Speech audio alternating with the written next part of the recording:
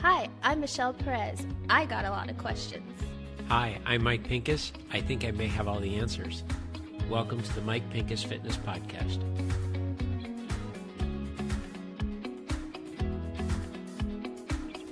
Hi, welcome to today's episode of the MPF podcast.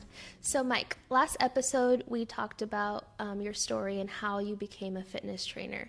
And today we're going to touch on your why.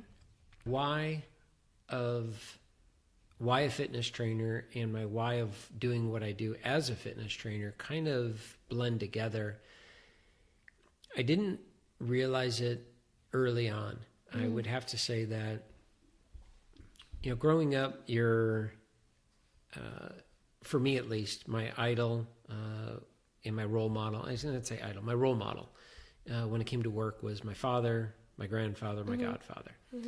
And my father in particular, he had many jobs in many careers as we were growing up. And I believe the longest he had been in, as a kid, for me as a kid, the longest he had been in one career was 7 years. And then within that career, he'd maybe been at a job 3 or 4 years. So as a kid, I witnessed him changing jobs and changing career paths. And it was just normal. Now, my grandfather was always in the shoe industry. My godfather was always in the shoe industry. My dad had done a lot within the shoe industry itself, but then was in retail, clothing, shoes, whatever. Okay. So I can remember as far back as my 7th year as a fitness trainer in asking this question to a client. I started with this client in December of 92. And he was a very unique man in that he is known as the original CEO of Amgen, which is out here in Thousand Oaks. It's the world's largest biotech company. But he, in fact, was the second CEO. The first one was there for 6 months, and they hired Gordon. His name was Gordon Binder. They hired Gordon to take over try to save the company. And he was the CFO at Ford at the time. And I trained Gordon Tuesday and Thursday in Malibu. And it was, for me, that was a lifelong lesson. Here I'm training him, but he was teaching me. And it was really cool. He taught me everything about investing. He taught me everything about, he was a sport nut. He was a history buff. Every session was him. We would literally start out where I would get there in the morning and we'd say hello to each other and kind of go over, does anything hurt and so forth and so on. And then there was always a lull, kind of quiet time in the conversation, if you will. And then he would come up with something, how about the Lakers? Or, I remember this time, and he goes way back into his days with Ford, or he starts talking about a book that he was reading, whatever it was. And I would just sit and listen. And I'm throwing exercise at him, and he's just teaching. Wow. And, at the time, again, I never had the wisdom to look at this and go, this is amazing. Yeah. I just knew him as Gordon. I knew what he did. Ironically enough, though, I will say, and this kind of leads into, which we'll talk about some other time, the type of clientele that I get to work with and have the honor to work with is I knew what he did for a living. I knew who he was because of the referral. When I met him, though, I didn't want to treat him differently, and I didn't want to be treated differently. And so I had asked him, I have a questionnaire that everyone fills out. And with him in particular, I didn't have time to send it to him. And so actually this is before email. So normally what I would do is I would drop it off. They would fill it all out and then I'd pick it up. But he was down in Malibu. So I'm like, we'll just do it together. So I had said, what do you do for a living? He said, businessman.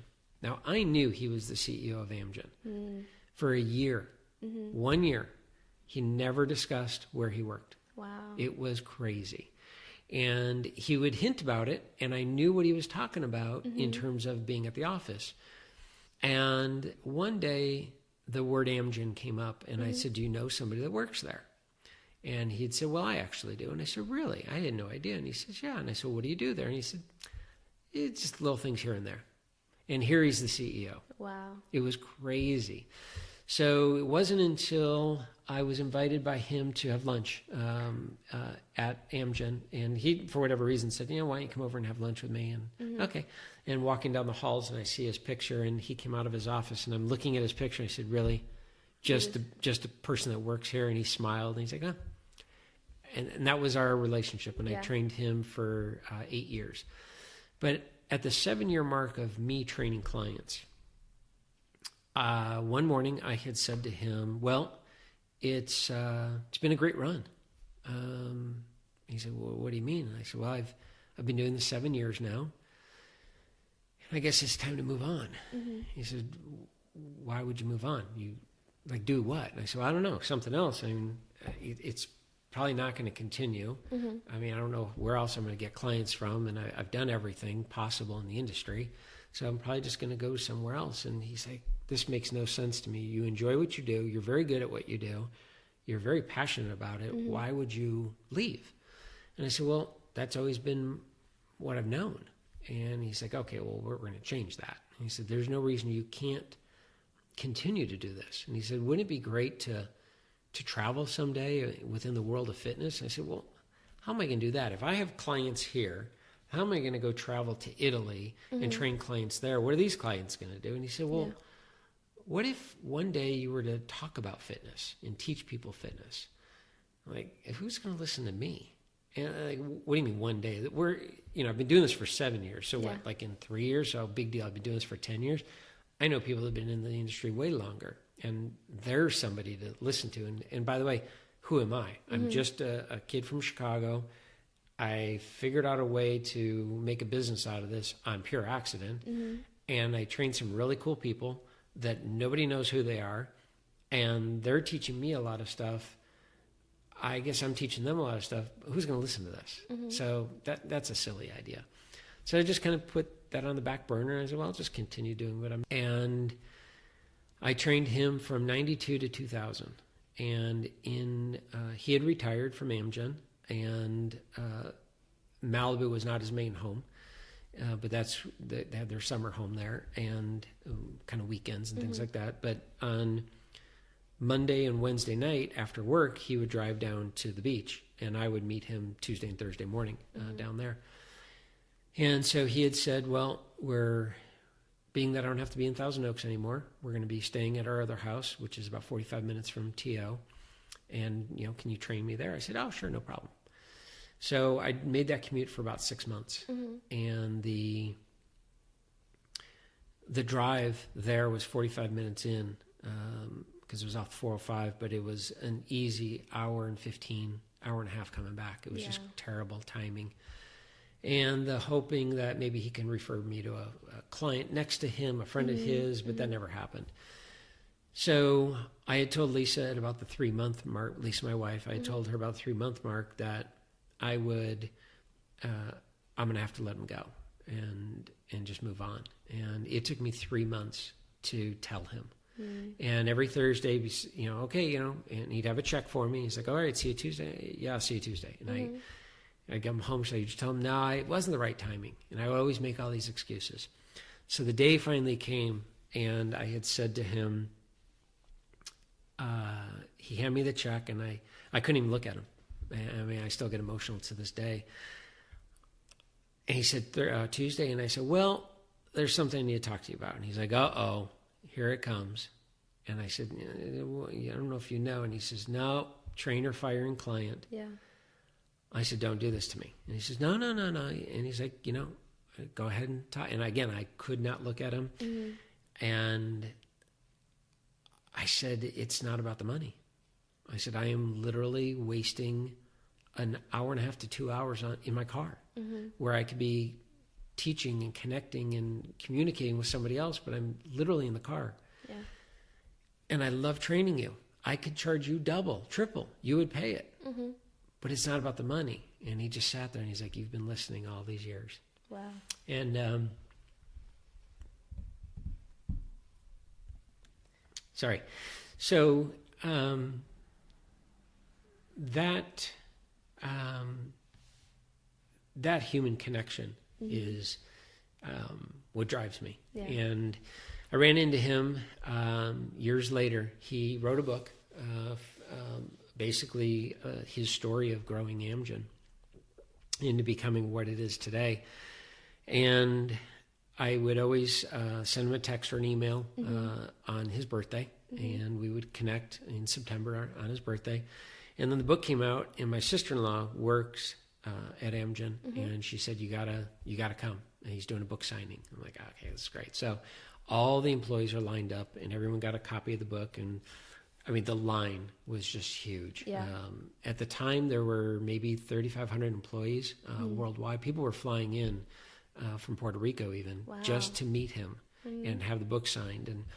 And he wanted to know, what department were you in and how many years have you worked here? And he would thank you for your service. And I think we stood in line for an hour and finally get up. And then there was a press, like Amgen's own press team. You know, what department are you in? What name, what's your name? And they write down, they would take pictures, and came to me and I said, "I don't work here. I used to be his fitness trainer." And it was like the paparazzi, and all the cameras started flashing and going crazy. Like, when have you? I said, "I haven't seen him in years. Yeah. He's probably not going to remember me." So I walk up, and my sister-in-law is standing next to me, and he looks at me, and he's looking right at me, and I'm like, he has no idea who I am. And he's older at this point, but he's still sharp. And I said, "Do you remember me?" And he said, "What department?" And I said, "I used to be your fitness trainer, Mike Pincus." And he just sat back in his chair. He's like, "Oh my gosh." Wow. And he stands up and he's like, "How's Lisa and the kids?" I'm like, whoa. And I couldn't believe it. And he gives me a big hug. And he starts telling me his routine that he's working out in, that he's still doing the same thing. And he wanted me to find him a trainer. And I had tried finding him 2 different trainers. And he just didn't connect with them. And he said, "I'm doing my own routine, the routine you taught me." And I said, "You need a new routine. I mean, that thing is old. I don't even train that way anymore." And he's like, "No, it's always worked. It's great." And it was that right then at that time, I can say that I knew what I was doing for a living was perfect for me. Yeah, yeah. It could be anything, but my why, I would say my why in life is the need to connect people, the need to connect with people, the need to connect people to people. I need the energy. I need to be around them. And that's my grandfather. My dad is the same way, the people person. And I just have accidentally chosen fitness as my vehicle.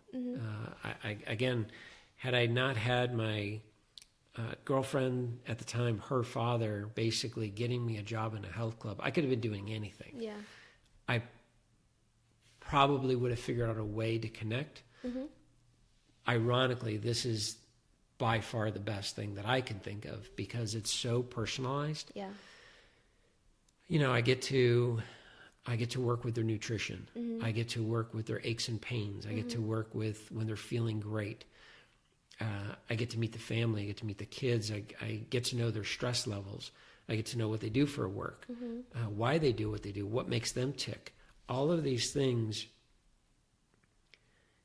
that are going to make them be successful in life is also going to make them successful with their fitness goals. Yeah. Or what's going to bring them back.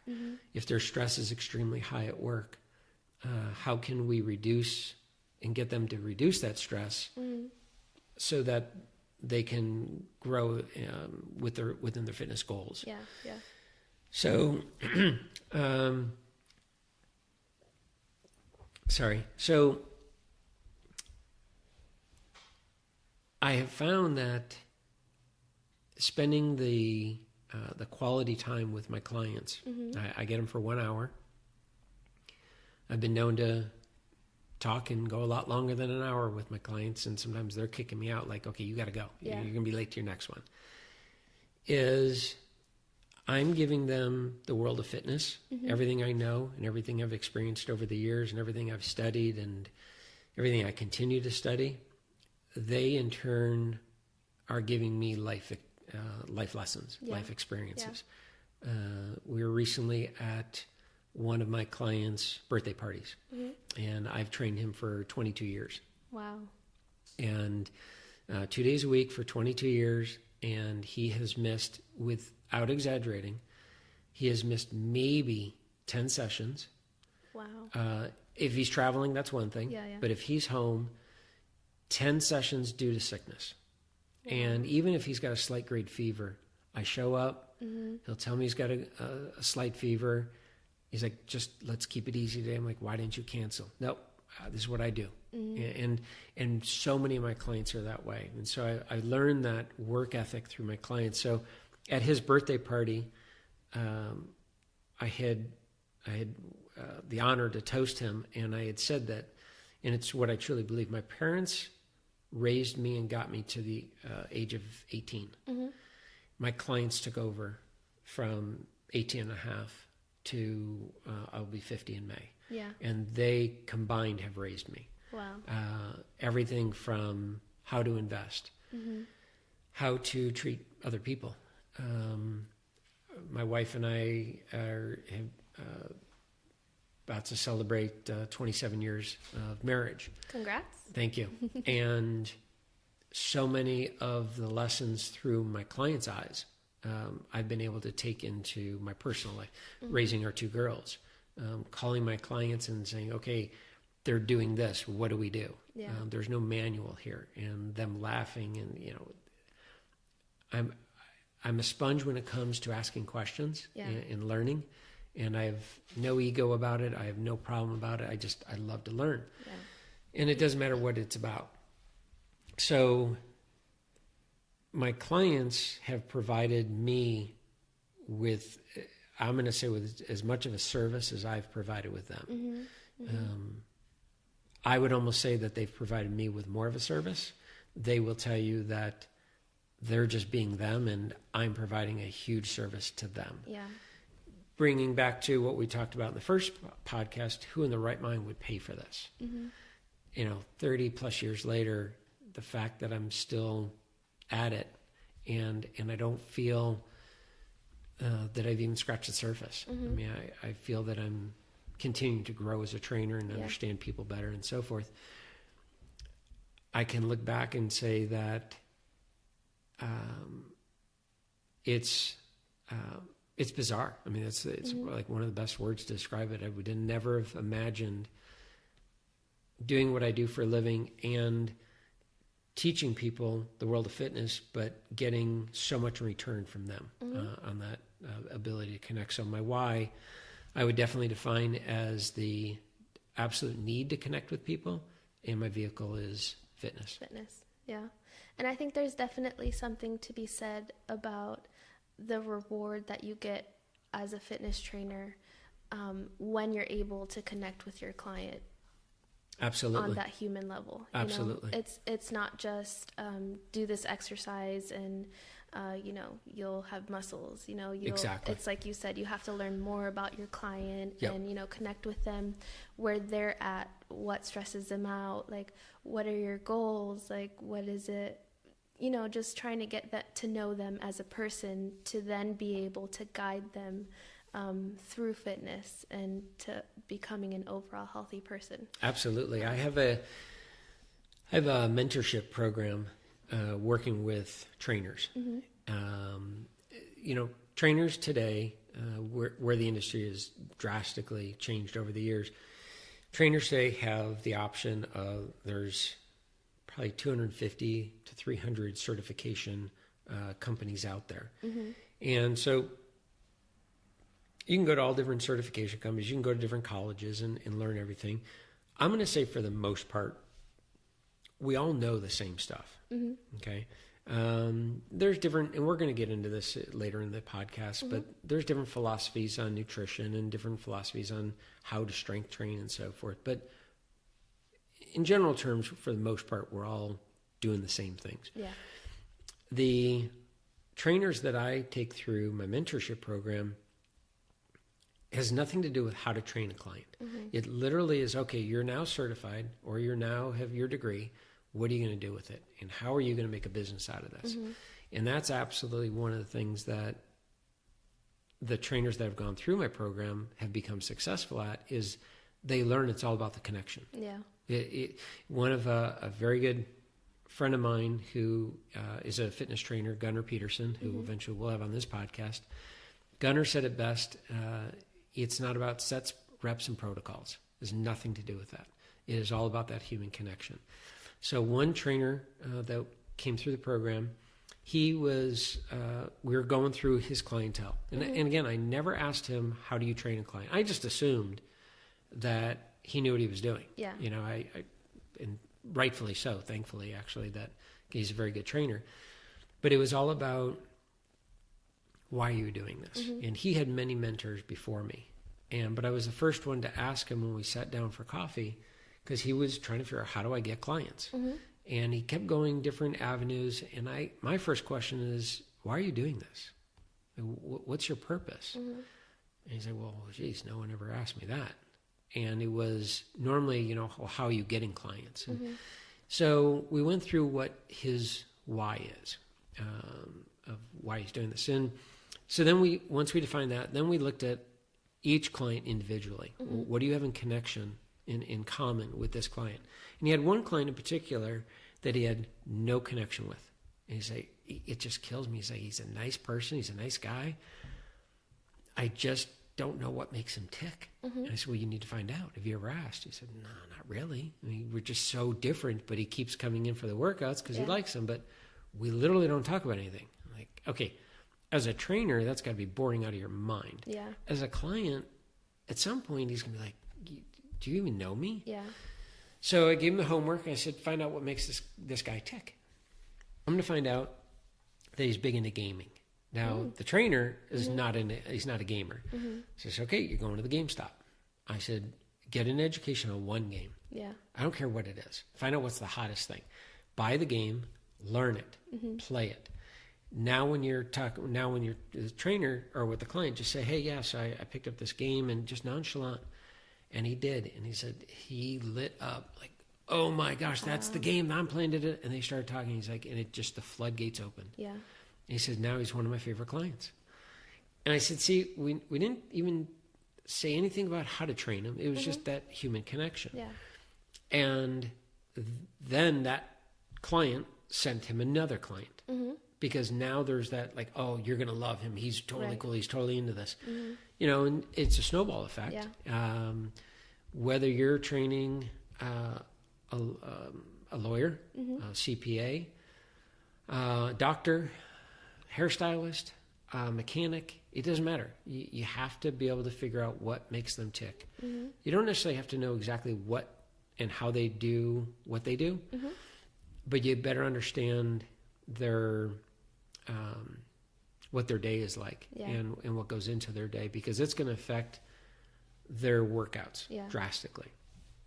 There are trainers that come to the workout session with a tablet of, this is a format. This is what the workout's going to look like. And that's fine to have that, but you better be willing to deviate from that, because you have no idea what kind of stress they're under. You know, we would, through one of the organizations that I'm certified with, they have a template that these are how the workouts are supposed to look. And if you go through the workout exactly like this, like their template, if you can get it done in 1 hour, that'd be pretty shocking. And I remember at the certification, I raised my hand and I had said, I have a problem with this template. And everybody is praising this template. They're like, this is the greatest thing that we've ever seen. It's formatted for us. We just have to plug and play. This is easy. And I said, here's the problem I have. I said, this template works great if you're training Kobe Bryant, which the guy that created the template was training Kobe Bryant. And I said, you tell Kobe to foam roll for 15 minutes before his workout. He's not doing 14 minutes. He's not doing 16 minutes. It's exactly 15 minutes. I said, let me tell you who we're training. Mary Smith. Mary is 5 minutes late to her appointment. When she gets there, she tells you we have to end this thing 5 to 10 minutes early because she's got to get her nails done. And if you're living in Westlake, you know how important that is. Yes. She then is going to take the next 5 minutes and complaining about her husband because he's a jerk to her. Then she tells you that her kid got kicked out of school for drug possession, and her daughter got dress coded. Mm-hmm. Now you have about 40 minutes left to exercise while dealing with all this. And if you just ignore that, she's never coming back to you. So a lot of what we do, there's a lot of therapy involved. Mm-hmm. And with that, you better know your limits and legally and everything of what you can and cannot do. But most of it, just be a good listener. Yeah. And then try to get them off their topic and get them motivated, get the endorphins going and get them excited about them in that moment. And know that when they walk out of your door, or if you're training them at their house or if you're at a gym, they're not going to think about you again.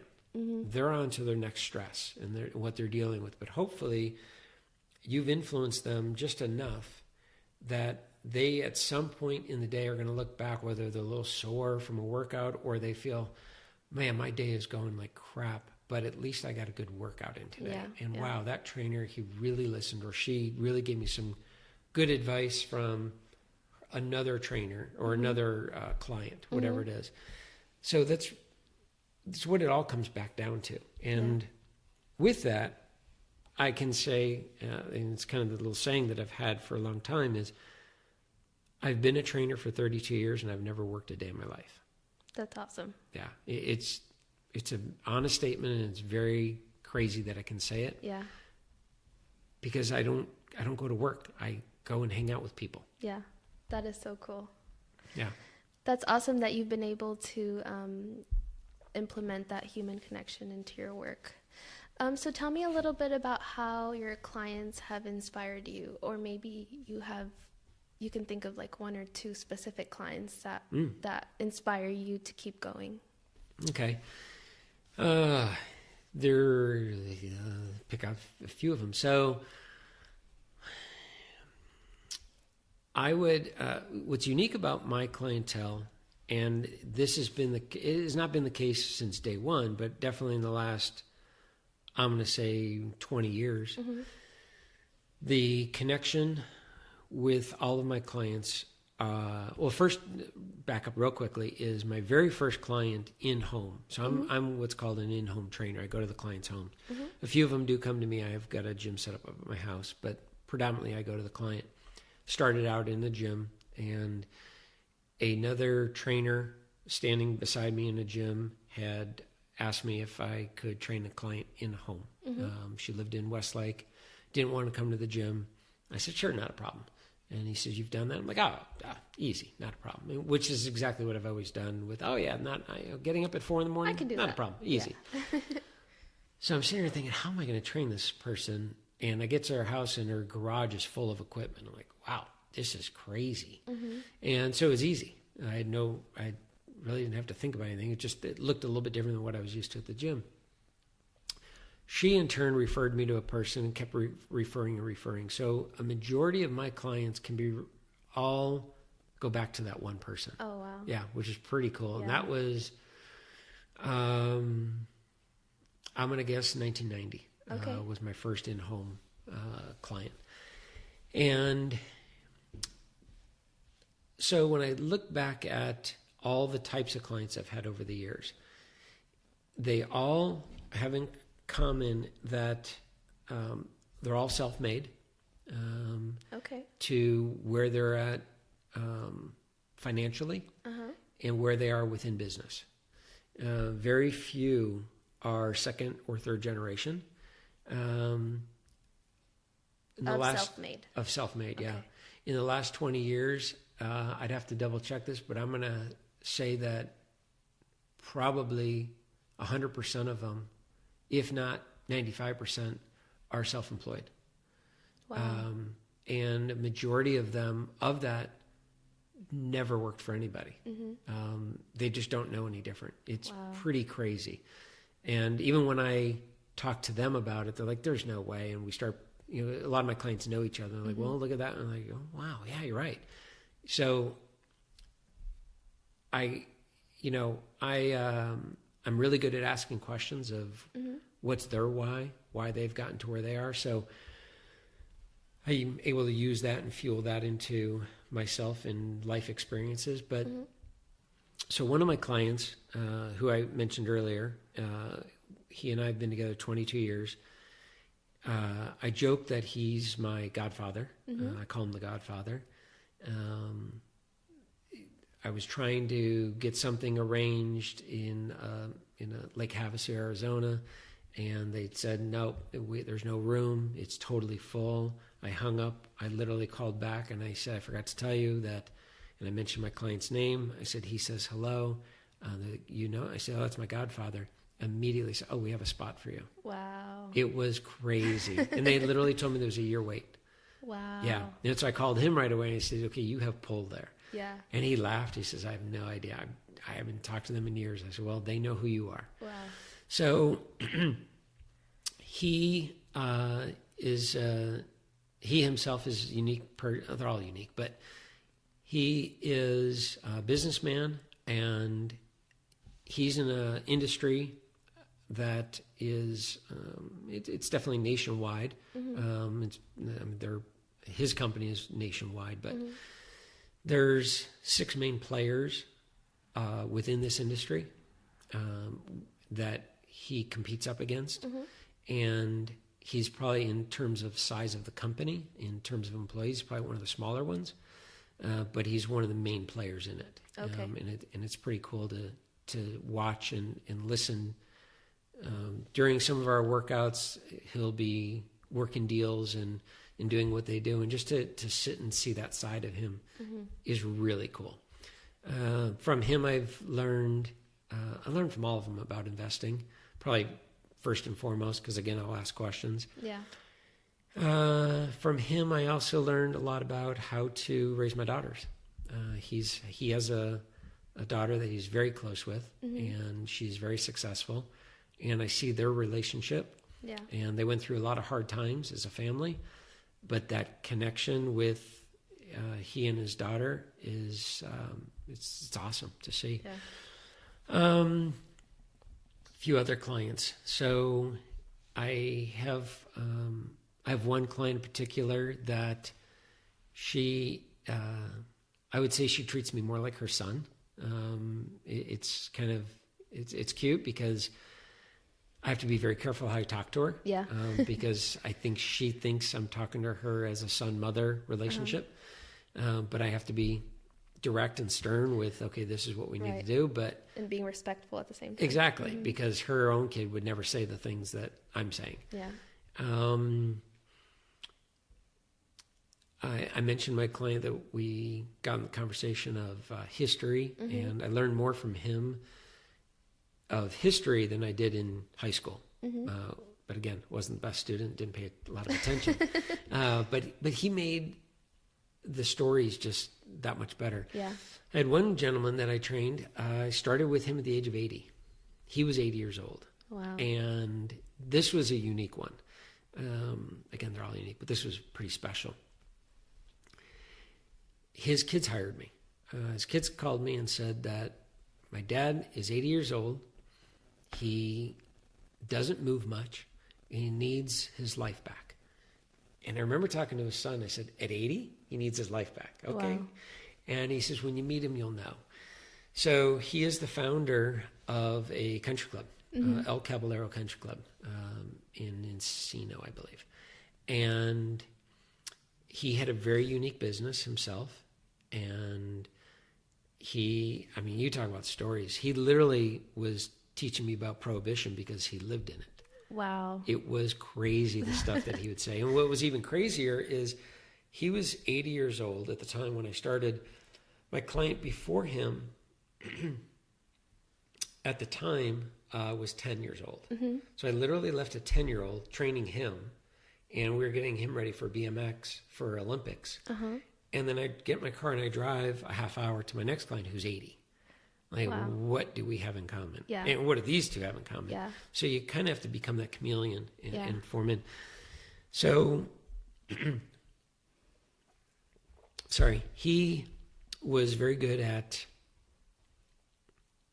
explaining life and real life, not stuff you're going to learn in the books. Yeah. This is what it was like. This is what it was like when different presidents were around and trends that we see. And it was crazy. So he definitely brought a lot to the table. Mm-hmm. What I brought to the table was that they showed me his x-rays at the age of 80. Mm-hmm. And his spine on his x-rays was essentially just a white sheet. Wow. Everything had fused together.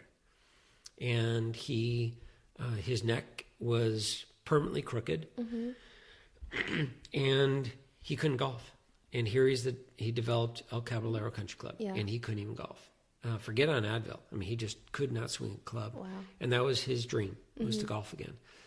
So I said, well, we're going to do it. You know, the books tell me what to do, and we're just going to take you through these exercises. At the age of 82, he was golfing 3 days in a row, full 18 holes on no Advil.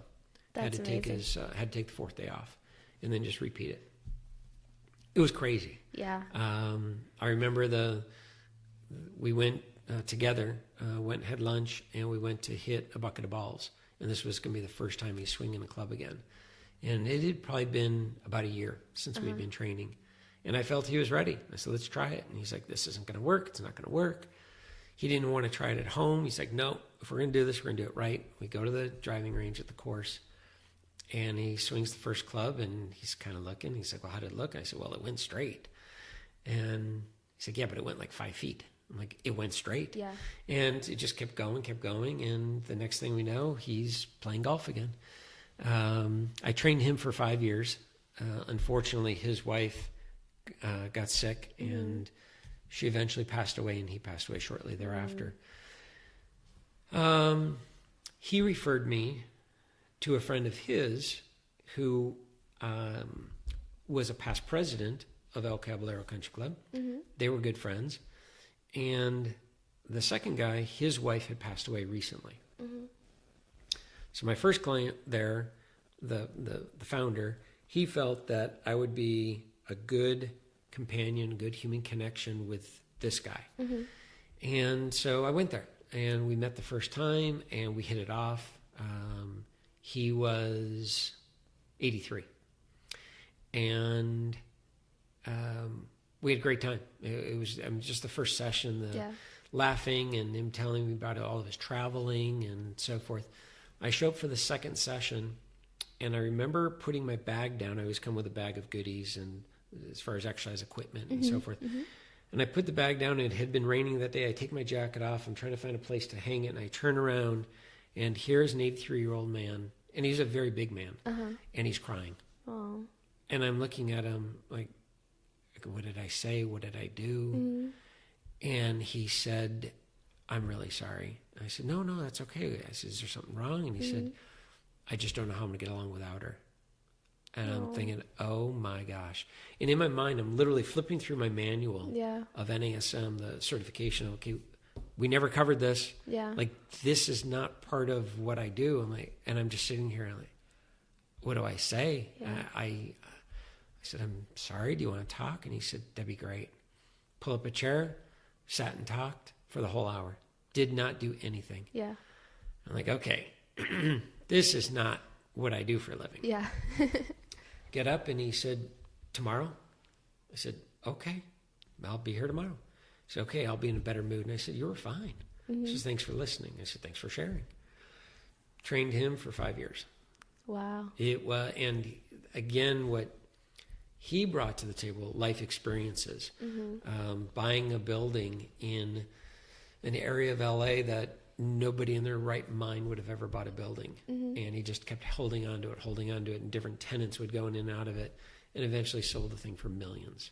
Wow. Travel.